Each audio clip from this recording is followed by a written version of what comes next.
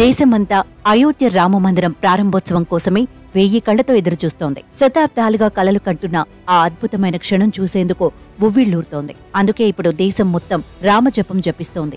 మన దేశమే కాకుండా విదేశాల్లో ఉన్న రామభక్తులు కూడా ఈ చారిత్రాత్మకమైన ఘట్టం తిలకించేందుకు సిద్ధమవుతున్నారు. ఇప్పటికే అయోధ్యలో సంప్రదాయ క్రతువులు ప్రారంభమయ్యాయి.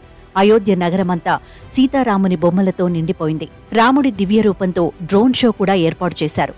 3 రోజుల్లో రాములోరు మందిరంలోకి కొలువు తీరబోతున్నారు. ఇప్పటికే రామ్లల్లా విగ్రహం కూడా ఇందుకు సిద్ధమైంది.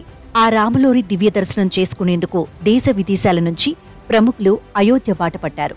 ఇక దేశవ్యాప్తంగా వివిధ రంగాలకు చెందిన 7,000 మంది ప్రముఖులకు రామ జన్మభూమి ట్రస్ట్ ఆహ్వానం అందించింది. ఈ క్రమంలోనే టీడీపీ అధినేత చంద్రబాబుకు కూడా ఇటీవలే ట్రస్ట్ ప్రతినిధులు ఆహ్వాన పత్రిక అందజేశారు. దీంతో వారి ఆహ్వానం మేరకు అక్కడికి వెళ్లేందుకు ఆయన సిద్ధమయ్యారు. జనవరి 21న సాయంత్రం హైదరాబాద్ నుంచి నేరుగా అయోధ్యకు వెళ్లనున్నారు. 22న జరిగే రామమందిరం ప్రారంభోత్సవ కార్యక్రమంలో పాల్గొంటారు. ఇంతవరకు బాగానే ఉన్న కొంతకాలంగా బీజేపీ పెద్దలు చంద్రబాబుతో సఖ్యతగా ఉండటం లేదు. ఈ నేపథ్యంలో చంద్రబాబుకు రామమందిరం ప్రారంభోత్సవానికి ఆహ్వాన పత్రిక అందించడం రాజకీయ వర్గాల్లో జోరుగా చర్చనీయాంశమైంది. ఎందుకంటే 2019 ఎన్నికల సమయంలో రాష్ట్ర విభజన సమయంలో ప్రధాని మోదీతో ఢీ అంటే ఢీ అన్నారు. కేంద్ర ప్రభుత్వానికి వ్యతిరేకంగా ఇటు రాష్ట్రంలోనూ అటు ఢిల్లీలోనూ అనేక నిరసన కార్యక్రమాలు చేశారు.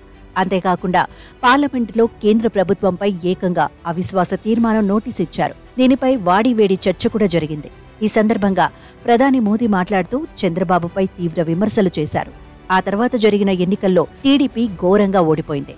కేవలం 23 ఎమ్మెల్యేలు 3 ఎంపీ స్థానాలు మాత్రమే గెలుచుకుంది. ప్రధాని మోదీతో విభేదాలు పెట్టుకుని పొరపాటు చేశానని తెలుసుకున్న చంద్రబాబు దానికి విరుగుడు రాజకీయం మొదలుపెట్టారు. టీడీపీ రాజ్యసభ ఎంపీలను బీజేపీలోకి పంపించారని విశ్లేషకులు చెబుతూ ఉంటారు. అప్పట్నుంచి మోదీతో స్నేహహస్తం కోసం బాబు ప్రయత్నాలు చేస్తూ వస్తున్నారు.